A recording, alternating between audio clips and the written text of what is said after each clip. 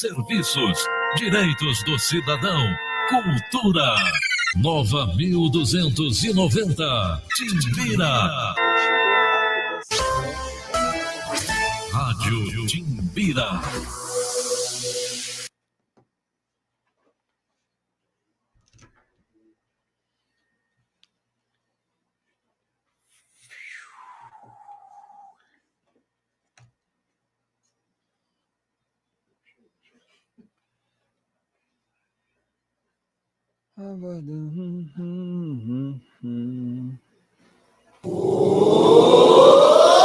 A partir de agora, a Timbira apresenta História em Debate.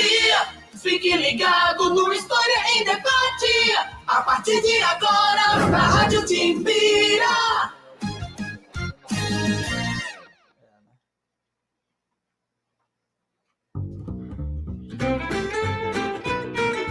Não, tranquilo, pode ficar à vontade.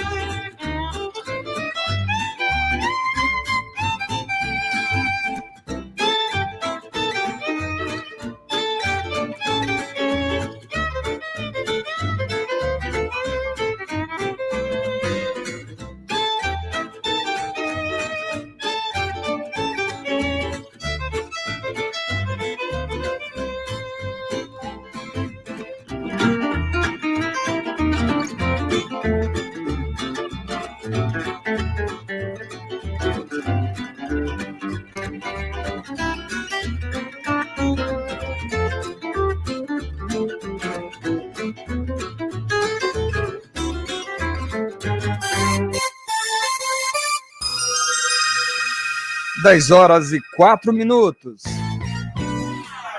Marcos Saldanha.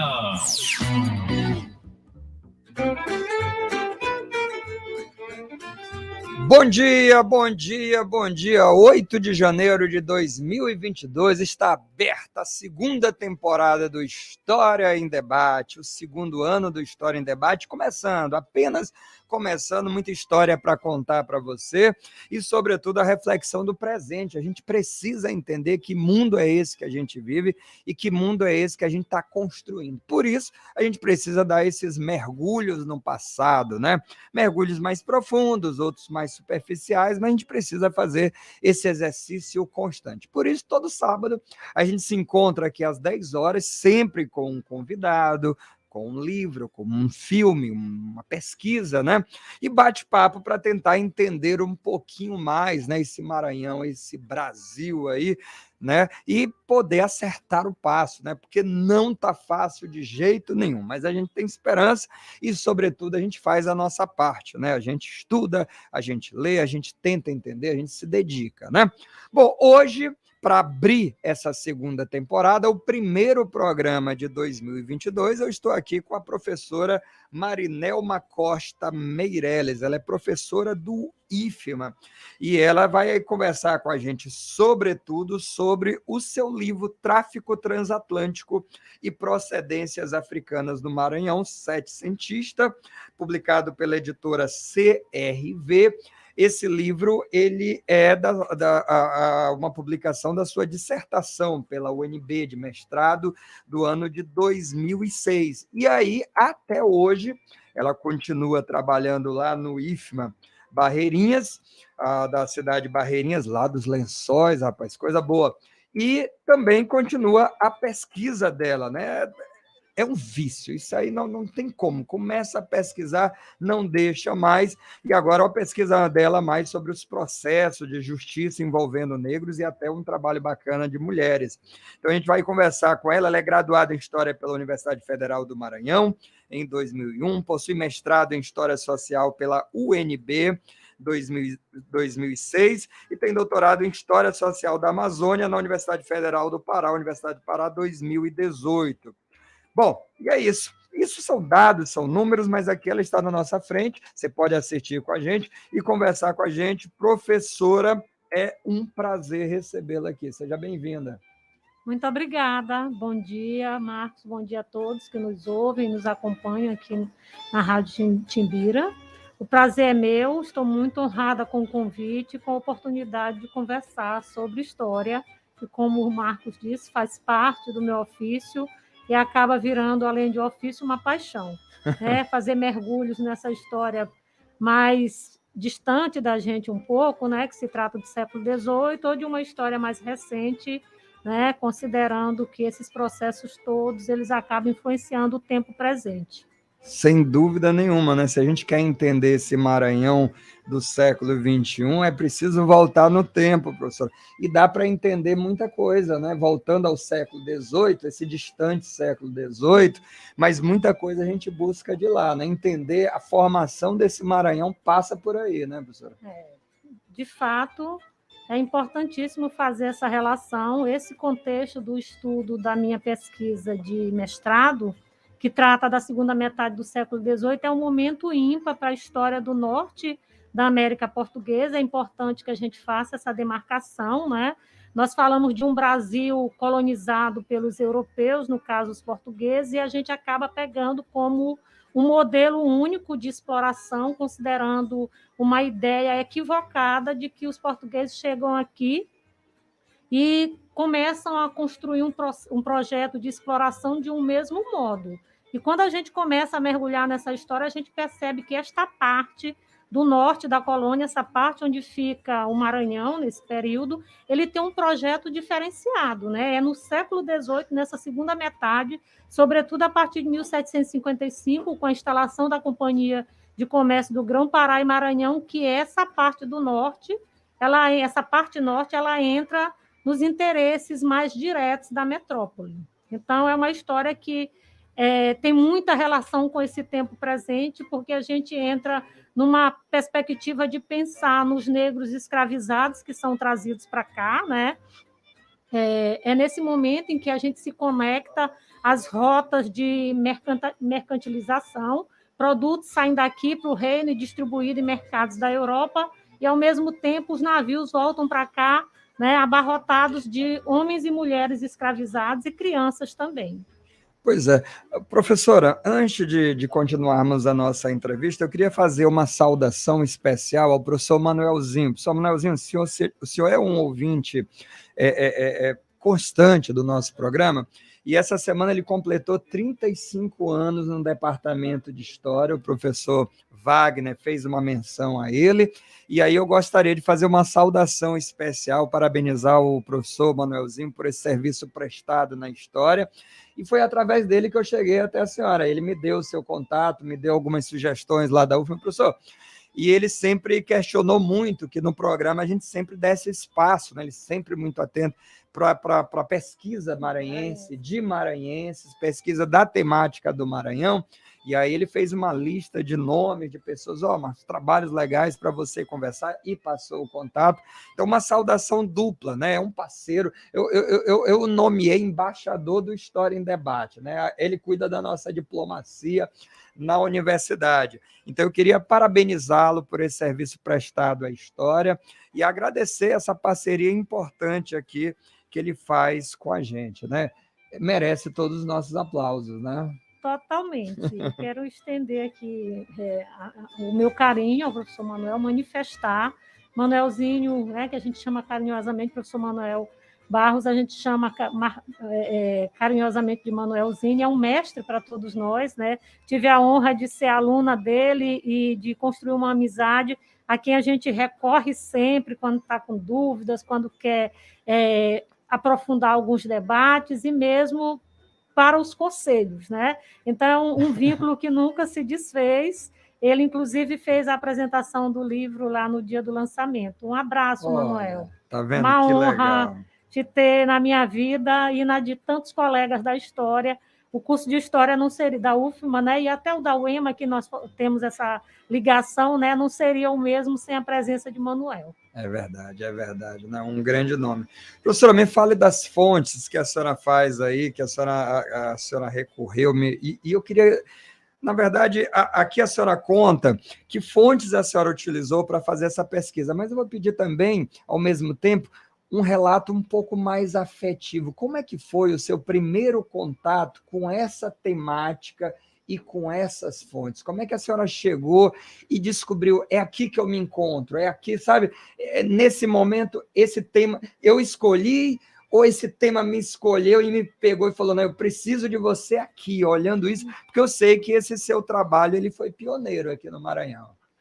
De fato, acaba sendo uma relação afetiva, eu acho que a história acaba escolhendo a gente, né? Ao longo do curso, você se depara com tantos temas interessantes e a ideia da monografia, inicialmente, né, quando eu estava cursando a graduação, era me aprofundar ou começar a dialogar com essas fontes que me dariam algum caminho para conhecer e identificar aspectos dessa história, e por uma questão de trabalho, que à época eu já era servidora pública, eu não tive como me debruçar sobre essa pesquisa, então eu estudei um outro tema, e quando eu terminei a graduação, que eu comecei a pensar no mestrado, eu estava com essa ideia adormecida, mas as discussões mesmo no curso já tinham me colocado diante dessa temática, as disciplinas de História do Brasil que a gente faz, né, vai de Brasil 1 até a Brasil 4, e a gente acaba fazendo discussões muito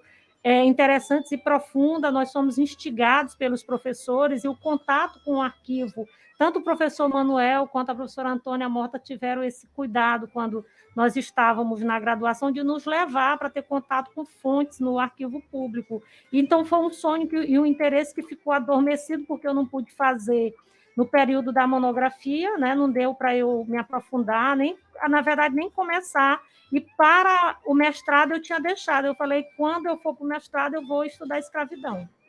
E me perturbava, incomodava muito não saber. Se falava assim, o Maranhão é um estado que tem um percentual de negros, né? Uma população predominantemente negra, né? Autodeclarada e tudo, mas eu não conseguia entender em que momento, né? Em que momento a gente começa a perceber esse perfil populacional. Eu tinha umas ideias por conta das aulas, e coincidiu do período de elaboração do meu projeto com o período em que nós aqui no Maranhão, eu acho que foi um projeto de Brasil, recebemos materiais digitalizados do Arquivo Histórico Ultramarino, a partir do projeto Resgate, uma parceria do governo brasileiro com o governo de Portugal, e esse material chegou no arquivo público, ainda era em CDs, hoje está disponível na internet, né?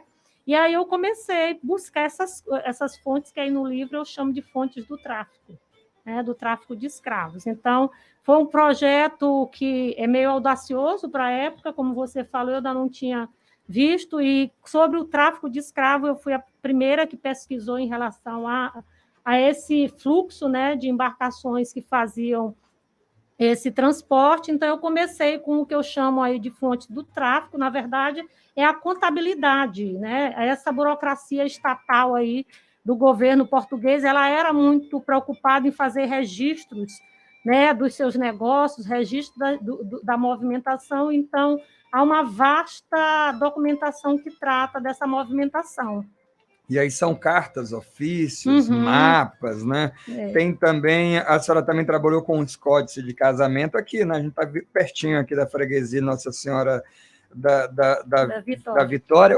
E esses documentos, quer dizer, eles se chegaram aqui, se tornaram mais disponíveis, como é que a senhora se relacionou com eles, como foi que a senhora encontrou que nessa contabilidade a coisa da procedência era inovador e valeria uma pesquisa, isso, um aprofundamento, um mergulho. A gente parte de uma ideia sempre, né, que homens e mulheres escravizados, coisificados pela dinâmica do tráfico e pela estrutura da sociedade colonial, a gente não consegue perceber essas pessoas, assim, pelo menos a premissa, né, que se coloca, não se percebe nos livros didáticos essas pessoas como sujeitos. Aliás, eu estou chamando de pessoas porque tem uma ideia, né, hoje diferenciada, mas à época a gente sempre se dirigia como escravo, escravas ou cativos. Você não consegue identificá-los dentro dessa dinâmica com nomes, né, com identidades próprias deles. Sempre a gente tem esses indivíduos atrelados a outras pessoas. E numa pesquisa como essa, você não caminha sozinho. Você conversa com um colega, ele te dá uma sugestão e você vai conferir. Eu acho que talvez se assemelhe um pouco ao trabalho do jornalista, de estar colhendo informações. Então, eu fui perguntando para colegas, eu já conhecia esse material do Arquivo Histórico Ultramarino, essas fontes eu sabia que lá identificava, mas é um documento seco. Ele diz uma embarcação que saiu de Cachel, dia 20 de março, por exemplo, com 200 escravos. Ele diz isso. Mas aí eu gostaria, assim, o que me diz Cachel é o quê? É uma procedência? Não. São pontos de embarque, né? De escravizados. E os livros, os códices a que você se referiu, eles trazem justamente isso que os mapas, que são esses que eu estou falando do arquivo histórico, não dizem. Que eles mostram casamento, João Benguela, que casou com Maria Mina. Então, você já começa a perceber o que a gente consideraria hoje sobrenome é algo atrelado à procedência dessas pessoas nesses registros. Então, assim, a gente identifica as procedências a partir dessa identificação nos registros de casamento, pode ser também registro de batismo. Eu até pesquisei registro de batismo, mas eu levei para dissertação somente os casamentos. Eu trabalhei com 3 códices e é importante dizer, embora seja documentação da Cúria Metropolitana, está sob guarda do Arquivo Público do Estado do Maranhão. Então, está tudo no mesmo local. Pois é, e você que está ouvindo a gente em outros estados, né, pode vir até o estado fazer a pesquisa, mas já tem algumas coisas digitalizadas, né? E os arquivos públicos, eles precisam sempre do nosso apoio, né? Precisam de verbas, de cuidado, atenção e da valorização também da gente para esses documentos. Você vê quanta coisa a gente consegue saber, porque profissionais dedicam o seu tempo, existe empenho, bolsas de pesquisa, existe o trabalho dos servidores, existe todo um investimento feito em ciência, pesquisa e saber. E é isso que chega até, ou deve chegar até a sala de aula da escola. É um caminho muito longo, muito amplo, né? E daí as ciências humanas, como outras, têm um papel muito importante, né? Então, não é achismo, não, é trabalho duro, é pesquisa, é desenvolvimento. Professora, e aí quando a gente fala escravos chegaram, escravos é um termo muito genérico, muito amplo, e no seu trabalho, aí a senhora vai se dedicar exatamente a uma parte da sua pesquisa, né, a entender, quer dizer, quem são essas pessoas, quer dizer, de onde elas são e o que elas são, porque a senhora falou, no casamento diz de onde ela vem, mas de onde ela vem, às vezes, não é exatamente do lugar da origem, né? Às vezes, de onde ela vem é o porto de embarque, como no caso da Fortaleza de Minas, né? Então, isso vai dando nomes que não exatamente sejam... Como é que a senhora faz esse trabalho aí? Quer dizer, como é que a gente vai entendendo? A gente, aliás, está aí um tema que a gente ainda precisa entender mais, né? Para tentar entender essa identidade, eu acho que a gente generaliza ainda um pouco. Isso. Talvez quem está acompanhando a gente, é que nem quando a gente encontra hoje, vamos dizer, os orientais, hoje no Brasil, nesse momento, você vê uma leva muito grande de orientais. Aí o pessoal fala os chineses, mas ali tem tailandês, ali tem coreano, e ali tem Coreia do Norte, Coreia do Sul. Tá, chinês também é um termo muito amplo, de que parte da China ele vem, que chinês é esse, ele é cantonês, ele é o quê? E a gente, o China, né, generaliza como se fosse tudo igual. Uhum. Então, é a mesma coisa, a escravidão. Você fala e às vezes o escravo, quando você fala escravo, nem está falando do negro. Isso. Ou às vezes, quando você fala do negro, entrava outros índios nisso tudo. Fala um pouquinho para a gente desse genéricozão que é quando a gente usa o termo escravo. Na verdade, são duas coisas aí, né? A gente, quando fala em escravo, hoje nós preferimos utilizar escravizados, porque escravo parece que é uma coisa dada, que ele nasceu assim, na verdade, são pessoas que são capturadas nessa malha de um comércio bem estruturado, que é o comércio atlântico, né? De capturar pessoas lá na África e transportar para esta parte da América. Então, nós preferimos hoje, né, os pesquisadores da escravidão, utilizar o termo escravizados. Em relação às procedências, sua observação é perfeita, E isso é um olhar que eu coloco na minha pesquisa, eu escrevo sobre isso. A gente parte do que a documentação diz, mas sempre com cuidado de não ter como uma única perspectiva, porque Cachel quer dizer muita coisa, ao mesmo tempo não diz nada, Pois porque, é. né, Mina, Bissau, né, como aparece na documentação. E aí, como eu disse, nessa documentação do arquivo histórico aparece essa coisa muito mais genérica, esse detalhamento de Bijagô, de Jeje, de Angola, de Minas, a gente encontra mais colocado dentro dessa documentação mais cotidiana, desses pormenores do dia a dia. Por exemplo, o que um registro de casamento pode me dizer?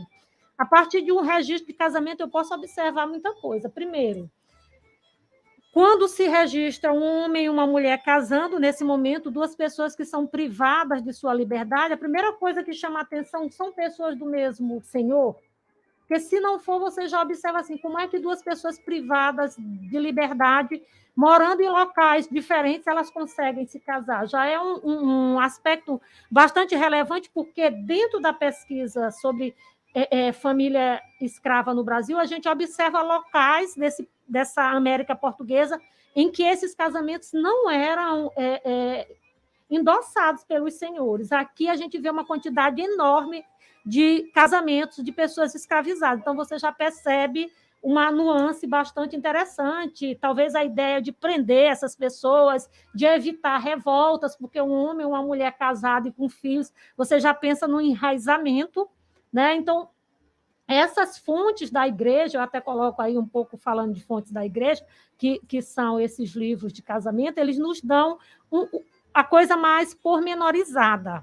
Então, você percebe, logicamente, que a gente pode incorrer no erro de pegar uma denominação que não tinha a ver com a origem propriamente dessa pessoa, mas você encontra inúmeras classificações. Né? Então, debaixo de um registro de casamento, às vezes, de 10 casais, né, que estão ali, porque a gente encontra os casamentos coletivos, você vê pessoas de diversas procedências. E quando eu faço o estudo, na verdade, eu parto da ideia de ver quem é da África Ocidental, da África Oriental ou da África Centro-Ocidental, para a gente ter uma ideia de que portos, porque você tem, pegando o período desse comércio e você observando ali os embarcadores, você tem ideia da localização. E, a partir dali, é como alguns historiadores chamam, você tem um guarda-chuva, né?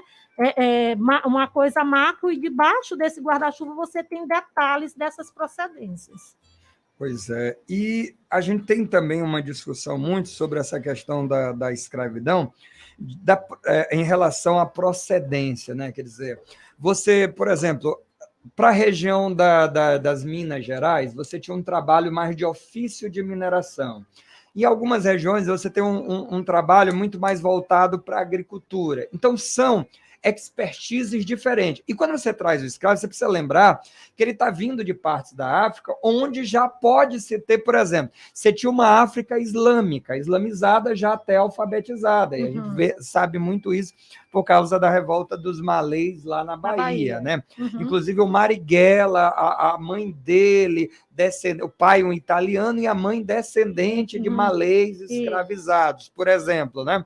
Então, você tinha uma África, e tem, mas eu estou falando mesmo do século XVIII, já muito diversa, né? Muito ampla, muito com característica distinta. E o Maranhão é um grande recebedor de mão de obra a partir do século XVIII, não antes, mas a partir do século XVIII vira um grande recebedor. Que dá para a gente dizer que características tinham esses escravos que vieram, ou que tipo, que grupos eram esses que vieram, ou pelo menos no século XVIII, e se isso vai mudando, porque também existe o a escravidão interna. Também você recebe levas que vêm do próprio Nordeste para cá. Mas dá para caracterizar de uma forma geral, ou seria incorrer num grande erro, seria impossível fazer isso? Dá para, mais ou menos, tentar definir um pouco essa procedência? Eu prefiro, pelo um cuidado de não cometer equívocos, achar que cada grupo desse, cada leva de escravizados que chegavam nos portos da América Portuguesa eram desembarcados aqui, direcionados para determinadas atividades, tem a ver com o fluxo do tráfico escravo e não necessariamente com o que cada um sabia fazer.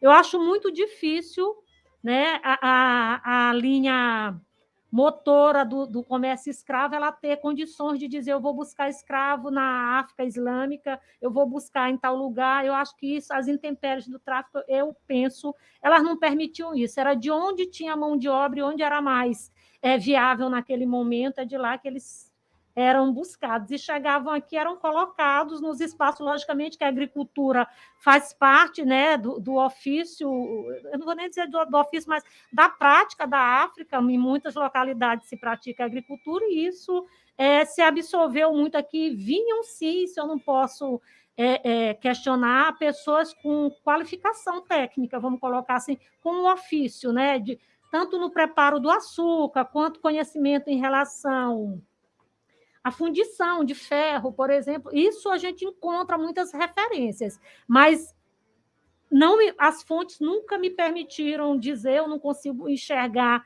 nelas um direcionamento de que se escolhia, se buscava de acordo com a procedência. Eu acho que é muito mais, eu penso que é muito mais fácil e muito mais tranquilo a gente observar os fluxos. Né? E outra coisa que você falou, que é muito pertinente também, a gente não pode esquecer dessa movimentação. É importante a gente pensar, por exemplo, que quando começa a crescer o quantitativo de escravizados aqui nessa parte do norte da América Portuguesa, não é que não tivesse escravizados antes, tinham, mas com o fluxo da companhia que se intensifica a presença desse contingente populacional aqui dentro. Outras partes da colônia, elas estão ali meio que arrefecendo suas atividades. Tanto é que nós vamos ver um fluxo, né? Quando as minas depois começam a decair a produção, o próprio Nordeste açucareiro, nós vamos ver essa parte aqui norte numa outra vibe, né? Falando como os meninos dizem atualmente, né? Nossos alunos gostam desse termo. Então, é importante a gente pensar muito nisso e essa circularidade. Duas coisas que eu acho que são bem pertinentes a gente observar. Nós não estamos falando de um período de isolamento, apesar das viagens serem difíceis e longas, mas essas áreas se comunicavam, tanto é que a gente tem uma vasta documentação e essa circularidade de informações e de pessoas, né? E se o maranhense começasse, está muito na moda agora, você buscar suas raízes, até através de testes biológicos, genéticos, as pessoas têm laboratórios especializados nisso. Eu lembro que o Garrone, colega jornalista, fez parte de um projeto que ele foi até para a África, né? E foi feito um documentário, e ele teve, se eu não me engano, na Guiné, encontrou lá descendentes e tudo. Se o maranhense, de uma forma geral, claro que é muito parte, fosse todo mundo fazendo esse trabalho, provavelmente a gente ia se remeter a que região da África? Seria possível ter uma maior procedência ou talvez ficássemos surpresos com a tamanha diversidade que daria? Eu acho que dá as duas coisas.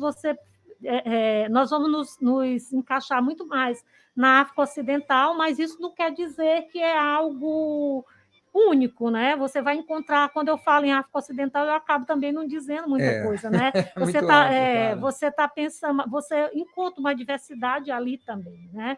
O que falta para nós, né, para todos nós nesse sentido, a gente precisa, como você falou comigo um pouco antes de entrar no estúdio, a gente precisa se apropriar mais desses termos, precisa fazer com que essas informações elas cheguem de algum modo aos livros didáticos, né, para que não sejam termos tão técnicos e tão voltados para a universidade e para que nossos alunos não achem tão estranho quando a gente fala de um bijagô, quando você fala de um jeje, quando você fala de Angola, por exemplo, que aí em Angola aparece em relação ao Porto de Cabinda e o de Luanda, mas quando você fala dessas localidades, para eles não encontrarem, assim, não se perceberem tão distantes, né?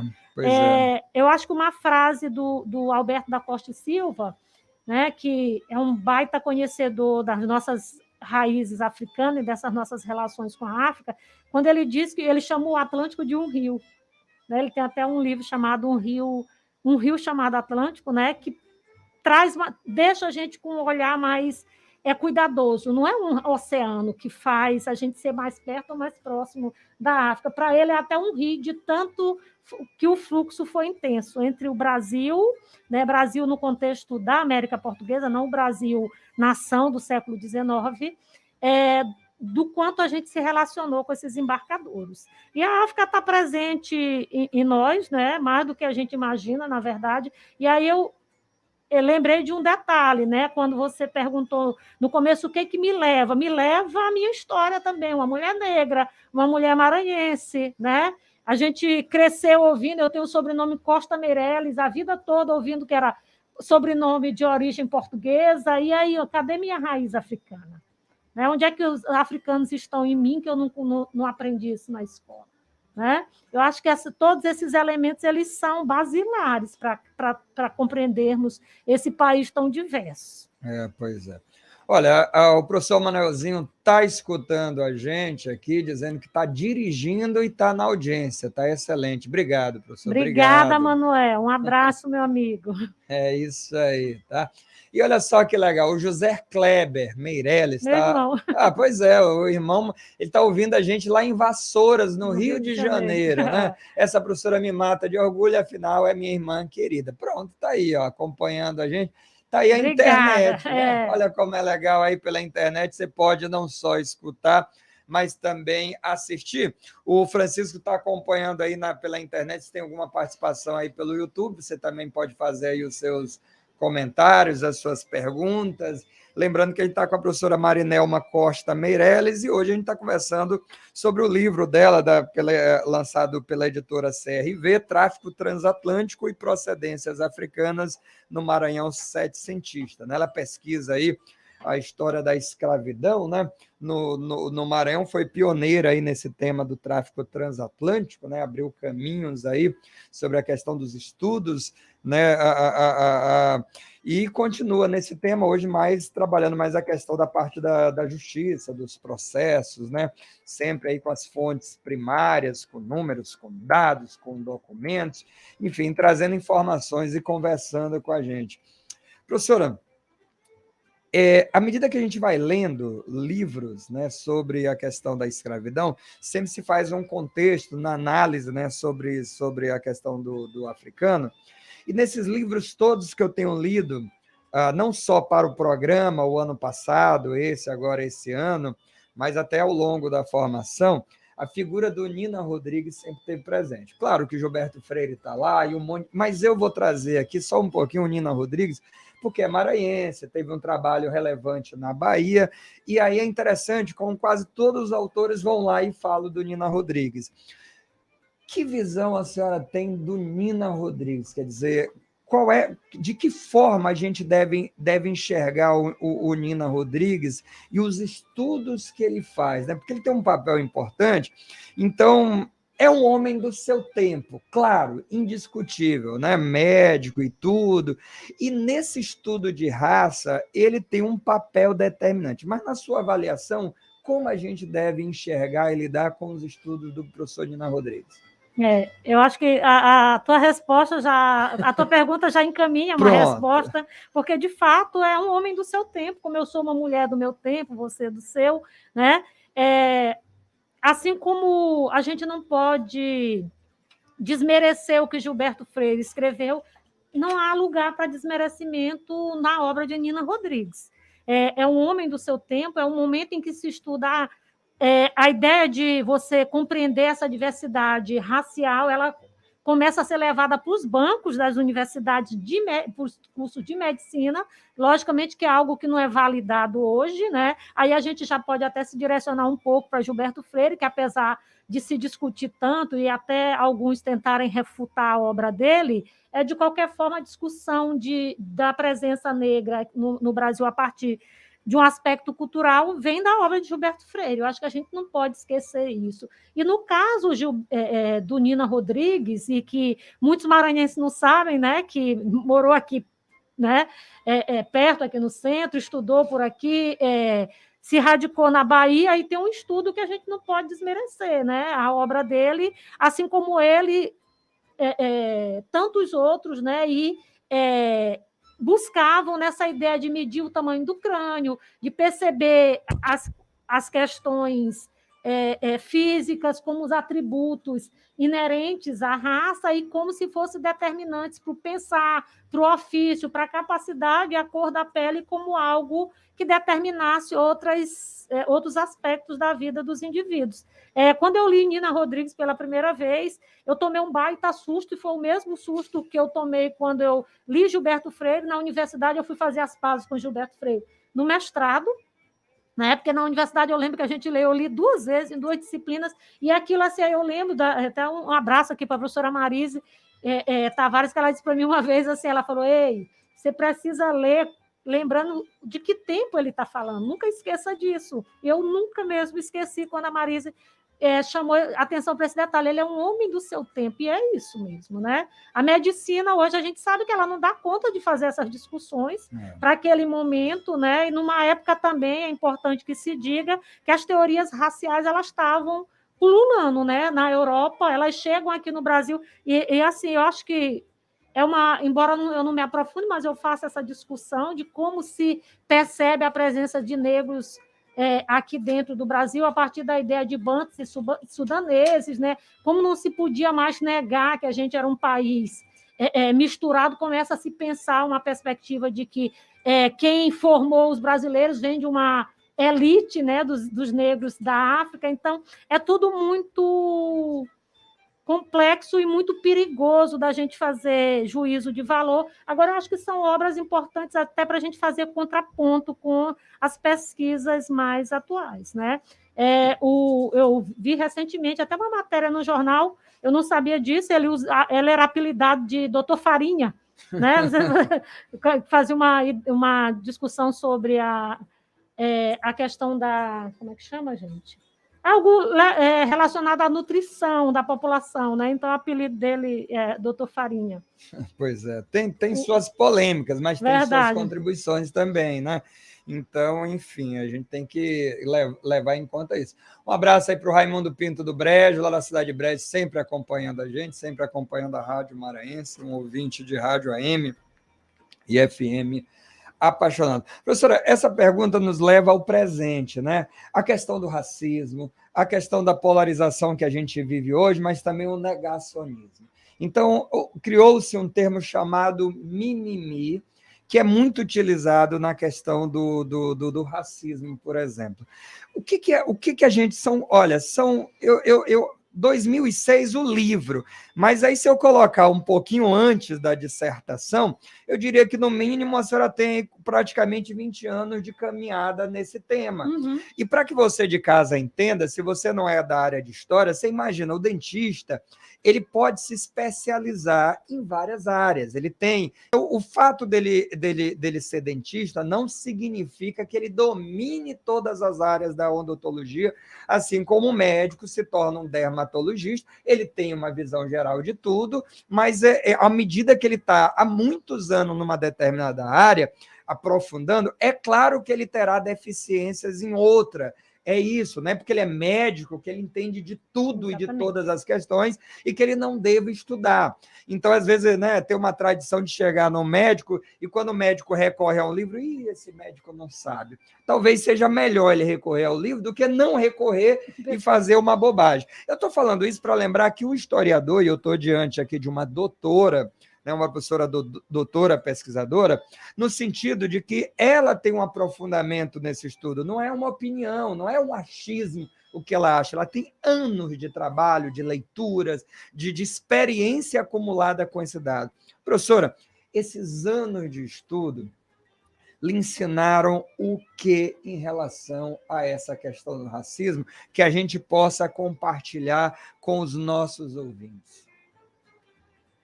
Boa pergunta. Primeiro que me ensinaram que a gente precisa continuar estudando. Nós que temos o privilégio, né, porque é num país tão diverso e tão excludente em alguns aspectos, muita gente não tem acesso à educação de qualidade, não tem acesso às universidades, a gente precisa, quem tem acesso, precisa continuar pesquisando e buscando, procurando, né, fazer com que outros tenham acesso a isso que a gente faz. Primeiro, eu acho que esse é um ponto que a gente precisa enfatizar. Todas as vezes que a gente se cala diante dessas questões todas que você colocou aí, nós estamos dando espaço para negacionistas, para racistas, né, que às vezes até se torna muito sinônimo, uma coisa está muito atrelada à outra. Então, o que as pesquisas em história têm me mostrado o tempo todo, primeiro que não há caminho nenhum para você romantizar a escravidão, né? Isso é uma mazela que a humanidade precisa lidar e precisa saber buscar caminhos para a gente superar isso. O Brasil ainda, e eu estou falando com muita tranquilidade em relação a isso, esses números terríveis que a gente vê de população carcerária majoritariamente negra, de pessoas jovens sendo mortas, majoritariamente são negras, pessoas que não acessam o ensino superior, que não têm condição de terminar o ensino médio. Se você for pesquisar de perto, você vai ver tudo isso, né? Você vai ver a escravidão ainda entranhada no nosso dia a dia. E uma outra questão, e quem me ensinou isso foi um aluno meu, né, do ensino médio, quando ele me perguntou, né, o que tinha acontecido com quem era escravo quando acabou a escravidão. Eles foram fazer o quê, professor? Onde essas pessoas estão? E um menino negro, né, me fez essa pergunta, e aí eu comecei a indagá-los. Depois ele falou assim, professor, os ex-escravos somos nós. E para mim, isso para mim foi um dos maiores aprendizados de sala de aula. Nós somos os ex-escravos. Né? Nós estamos aí há quanto tempo batendo nesses números perversos, né, que marginalizam um contingente grande de brasileiros. Então, o que os estudos têm me mostrado é que a gente não pode se calar. Você não precisa estar na universidade, você não precisa estar nos maiores centros de pesquisa do Brasil ou do mundo para você fazer essa história aí. Você pode começar plantando sementinhas, levando essas discussões para a sala de aula, para que nossos alunos reflitam e que não há piada engraçada com quem é deficiente, com quem é mais pobre, com quem é negro, comigo, com você, não há, né? Eu, né, mulher negra que sou e que tenho acesso a coisas que uma boa parte dos meus colegas, por exemplo, que estudaram comigo na minha formação ao longo de toda essa formação, não tiveram. Eu não posso me isentar das lutas do meu tempo. Então, eu acho que o que a história me mostra todo dia é isso. E outra coisa que a pesquisa me mostra também é que o país que a gente quer, ele precisa ser parte da nossa prática. Aquilo que eu condeno, ele tem que ser condenado no meu cotidiano também. Não adianta eu condenar numa sala de aula e eu continuar furando fila, não adianta eu continuar estacionando em vaga que não é reservada para mim, eu querendo chegar atrasada e que minha presença seja contada como se eu tivesse chegado no horário. Eu acho que cada coisa dessa, ela ajuda a consolidar um cenário diferente do cenário que a gente tem hoje. A busca pelos privilégios nossos de cada dia, né? Não só dos outros, mas nós, reconhecer isso, né, gente? O brasileiro tem isso, né? O brasileiro falando de nós porque somos nós falando de nós mesmos, né? Nós, no fundo, reivindicamos o privilégio, né? Essa é uma questão muito social, muito marcada, né? E dentro desse cenário todo, trazendo bem para essa discussão sobre racismo no Brasil, o que cada um de nós precisa fazer é dar um basta, é não ser tolerante, seja quem for que se manifeste dessa forma, a gente tem que ser contundente na posição que precisa se tomar. Não tem graça rir dos outros, não tem graça. E assim, a gente não aguenta mais ver a forma como o Brasil trata seus filhos, sobretudo baseado na cor da pele e no lugar onde as pessoas veem. Por exemplo, um rapaz que entrou no seu carro e apanhou porque alguém entendeu que negro não pode ter carro. Né? A gente precisa ter posturas contundentes e, de fato, a gente precisa combater o racismo e essas violências cotidianas com muita veemência. Pois é, uma saudação também ao doutor Marlon Reis, ex-juiz, hoje advogado, que assumiu esse caso desse rapaz de Açailândia, está fazendo a defesa e está defendendo o júri público, né, júri popular, para esse caso, né, e eu acho que se a gente não fizer isso, né, nós não teremos avanços, né? Se a gente pormenorizar, a gente vai sempre relativizar e não vai avançar, né? Já é hora da gente avançar nesse sentido, né? Perfeito. Olha, também acompanhando a gente, Fazib Nac Rio, o Jailton Sodré, nosso bom dia, Nelma Costa Meirelles também, olha aí, também assistindo a gente, direto de Carapicuíba, em São Paulo. A família está espalhada, viu? Verdade. O que não é a internet aí todo mundo acompanhando a gente aí, Vassouras, Carapicuíba, legal, um giro aí muito, muito bacana aí pelo Brasil. Olha só, rapaz, o programa tá 1000, Isilene Sá, Chácara Brasil no Turu, na escuta. Legal, Isilene Sá, muito obrigado aí pela sua audiência, está acompanhando a gente, muito bacana. Professora, os estudos não param, as pesquisas não param, a senhora até falou que está de férias do IF, mas está pesquisando, viciada na poeira dos documentos, naquele cheirinho do arquivo. E hoje a senhora está estudando a questão da mulher, da negra, da justiça, processo envolvendo, sobretudo, mulheres, né? Me fala um pouquinho do futuro. O que está vindo pela frente? Tem mais livro vindo aí? Que temas a senhora está pesquisando? E parece que é um momento que a gente está vendo estudos sobre mulheres, não, empoderamento. A gente está vivendo exatamente esse momento, né? Me fala um pouquinho desses seus trabalhos mais recentes. Verdade. Eu falei no começo que, embora eu esteja de férias, mas estou pesquisando, né? A gente não para. Durante o período do mestrado, essa história que a gente busca aí para mapear os primeiros africanos, né, as primeiras procedências aqui, ela me traz, né, dados significativos, mas não me mostra quem são esses homens e mulheres escravizados. E essa foi uma inquietação que eu saí do mestrado. Eu precisava ver quem eram essas pessoas. Inclusive, desculpe lhe interromper, tem uma parte até que a senhora fala que parece que no Maranhão, a senhora diz assim, há uma tendência a ter mais homens do que mulheres. E parece que, numa forma geral, a senhora até fala, eu vou até ler aqui, diz o seguinte: além das preferências dos senhores por mão de obra masculina, Stuart Schwartz acrescenta que no Brasil dava-se pouca importância à capacidade reprodutiva das mulheres, além de enfatizar que os fornecedores africanos se mostravam menos dispostos a colocar mulheres e crianças à disposição dos europeus. Aí mais à frente, na mesma página, África, onde era comum a venda de mulheres para os próprios africanos ou para o tráfico com o Oriente, pois a mulher era mais valorizada nos padrões orientais e africanos pela sua possibilidade de procriação, o que diminuía a oferta para outros mercados, né? A severa Sheila de Castro Faria.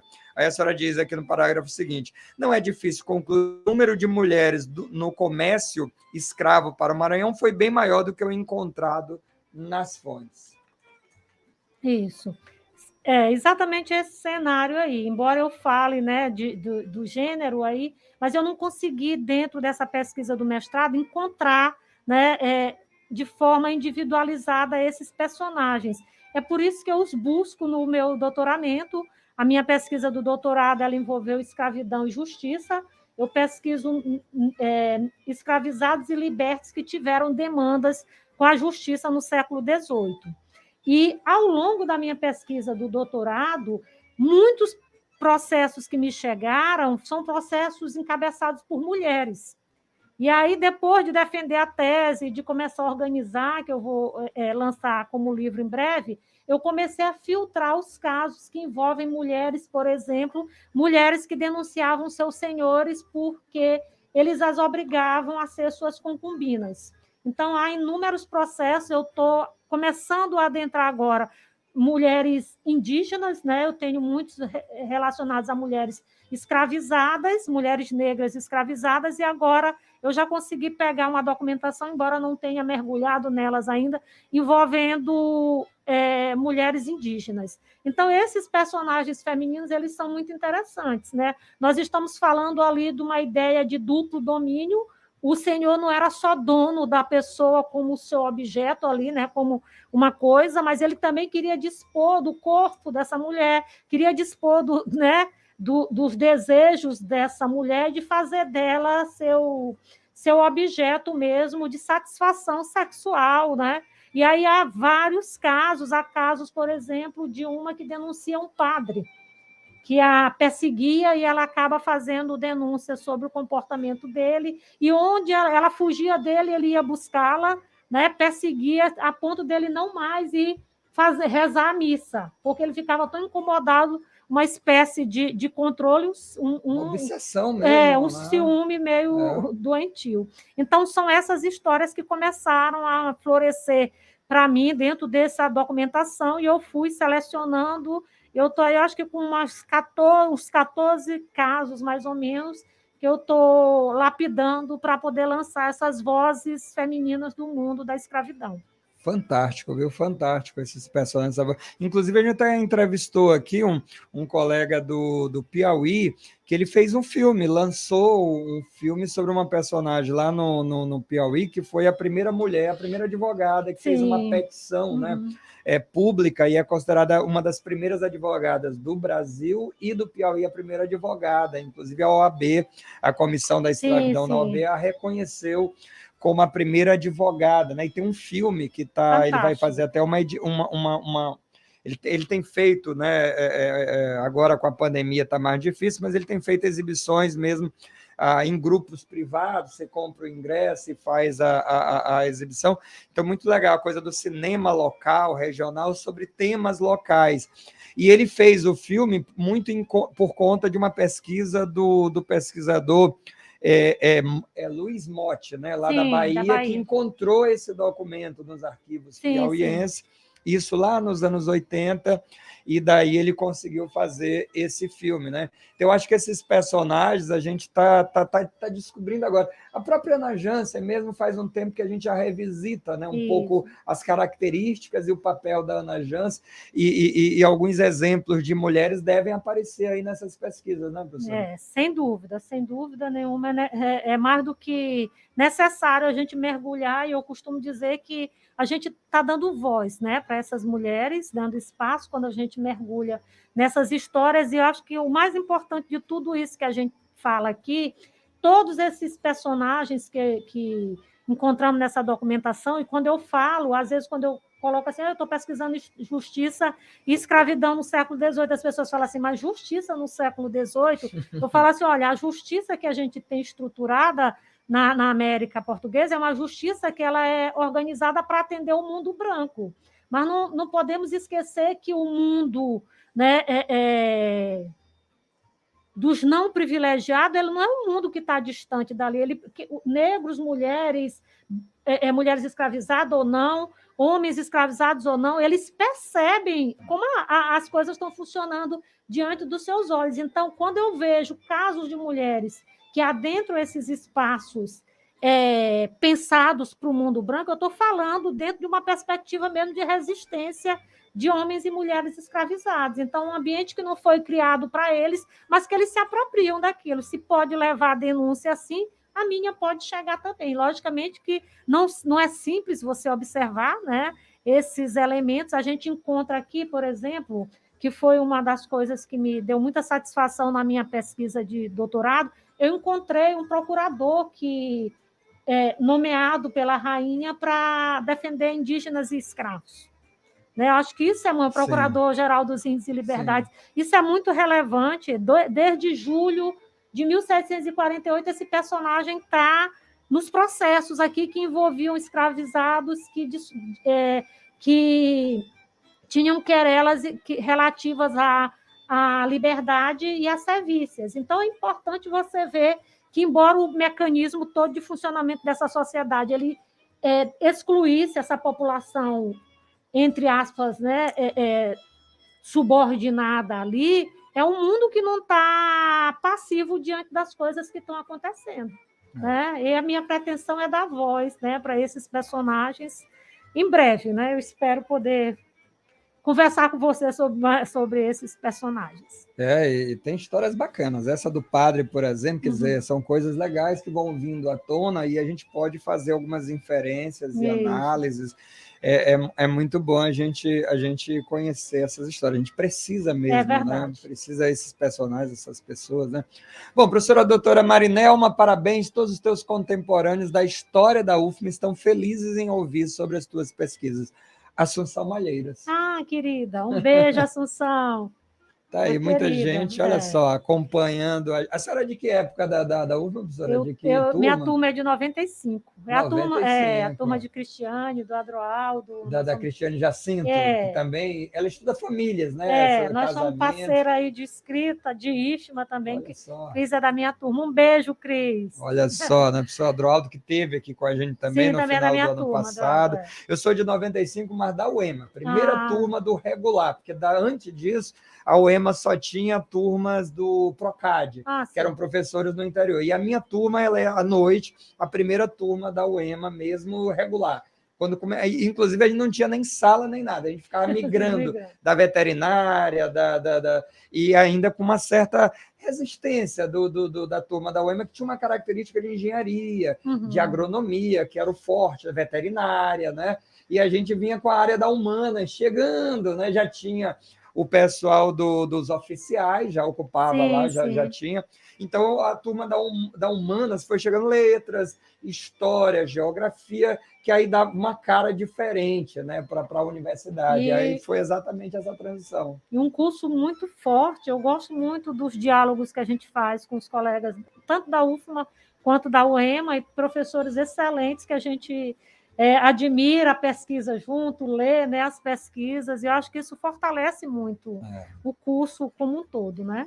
É isso. Professora Marinelma, já vamos encerrando aqui o nosso programa. Olha, o livro da professora Marinelma eu adquiri lá na AMEI, ali no Shopping São Luís. E a AMEI, ela tem um sistema de enviar aí para outros lugares, tem até o colega Admário, que sempre ouve a gente, lá de Portugal, ele eu estou interessado no livro, vou ver. Aí ele depois me falou, fiz o pedido lá, eles vão me mandar o livro. Então, tá aí, a gente sempre divulga o livro da semana, e aí quando eu coloquei, o pessoal que se interessou, o professor Arthur Cabral também, que foi presidente da MOB, também leu o livro, né, fez observações, enfim. Então, a gente vai lendo o livro juntos. Professora, quem quiser o livro, além da MEI, como é que faz aí para ter esse trabalho? Pode entrar em contato comigo pelo WhatsApp ou pelo meu e-mail. O meu WhatsApp é 98, que é São Luís, 98869-2242, 98869-2242, e meu e-mail é marinelmameireles@hotmail.com.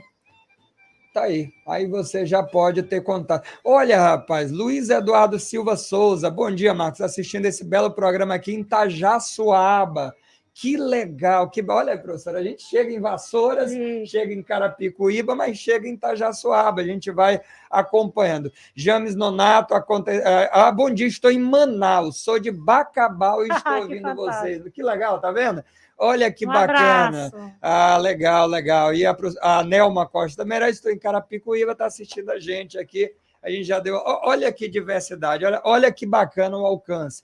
E não é só isso, o vídeo ele fica salvo, a entrevista no YouTube, aqui na TV Timbira, e aí você pode assistir a hora que quiser, rever uma parte que chamou a atenção, né? Ler o livro e depois assiste de novo a entrevista, que aí tem parte do livro que a gente discutiu e que a gente esclareceu. Professora Marinelma, muito obrigado pela sua presença. Um abraço a toda a turma do IFMA de Barreirinhas, nossos colegas professores, professores, alunos, acho importante essa luta, falávamos sobre isso, dos professores no ensino médio. Somos professores do ensino médio e gostamos muito disso, porque ali está a base, ali a gente toca o espírito de alunos que ainda têm o desejo de mudar muita coisa, ainda estão num processo de busca, uma fase que eu gosto muito, e isso não desmerece ninguém, né? Claro que o trabalho da universidade é muito importante, mas o trabalho no ensino médio é a base, é a educação básica. Então, é importante que professores qualificados estejam trabalhando na base. Então, um abraço todo ao pessoal do IFMA, em especial ao IFMA Barreirinhas, tá? E a casa é sua, sempre que quiser divulgar um trabalho, uma pesquisa. Perfeito. Esse espaço aqui numa rádio pública foi criado e mantido exatamente para isso, para a gente divulgar o conhecimento histórico. Eu agradeço mais uma vez pelo convite, agradeço a todos os ouvintes, em especial os amigos aqui da Rádio Timbira, Manuel, que é nosso embaixador, né, Marcos? Ele, exatamente, nomeado. Manuelzinho. É uma satisfação estar aqui, sempre falar de história é sempre muito relevante, né? Fazer esse diálogo com nossos colegas, tanto os que fazem história, né? Pesquisam história, e aqueles que gostam da discussão. E eu acho que é muito relevante o espaço aberto por vocês. Eu quero parabenizar pela iniciativa. É importante, né? Tanto para quem está conduzindo esse trabalho, a ideia que tiveram, quanto para nós que temos o espaço para divulgar nossos trabalhos. Eu espero ouvir, né, experiências de pesquisa de outros colegas. Tem muita gente boa fazendo história de qualidade. E aí eu reitero a observação que o Marcos fez. Nós somos professores da educação básica. Eu quero mandar um beijo para os meus colegas e meus alunos lá de Barreirinhas. Eu tenho uma honra imensa de ser professora dessa instituição e principalmente de estar no interior fazendo parte dessa equipe que se dedica tanto para levar ensino de qualidade para os meninos e meninas do Maranhão. Então, muito obrigada. Eu estou à disposição também, quando quiserem ouvir de novo, né, falar de pesquisas, eu estou à disposição. Um abraço a todos. Muito obrigada. Isso. Valeu, então, muito obrigado. A gente vai ficando por aqui. O professor Manuelzinho dizendo aqui, o campo da história do Maranhão está de parabéns. UFMA e UEMA têm cursos excelentes, profissionais espalhados por aí. Verdade, professor Manuelzinho. E aqui a gente dá espaço e voz para essa turma toda. Ó, próximo sábado a gente conversa com Murilo Fiuza, um escritor carioca, que tem um livro sobre a questão da ditadura, uma história muito interessante de desvio de dinheiro e construções de motéis exatamente na época da ditadura. Você vai gostar de saber essa história que virou livro, e ele vai conversar com a gente pelo StreamYard, né, ao vivo, ele lá do Rio e a gente daqui, mas em tela você pode acompanhar a gente. Enquanto isso, você pode rever os nossos programas, vai lá em TV Timbira e acompanha toda a temporada passada e mais esse programa. Valeu, meu querido DJ Francisco Nunes, rapaz, forte abraço, feliz 2022, obrigado pela parceria aqui, a toda a Rádio Timbira, a toda a equipe, tamo junto, vamos que vamos, sábado que vem tem mais História em Debate, a partir das 10 horas da manhã. Forte abraço, se cuida, ó, máscara, álcool gel e nada de aglomeração, viu? O Ômicron não tá para brincadeira, viu? Não é uma gripezinha, você já aprendeu isso, tá? Te cuida e te vacina, valeu!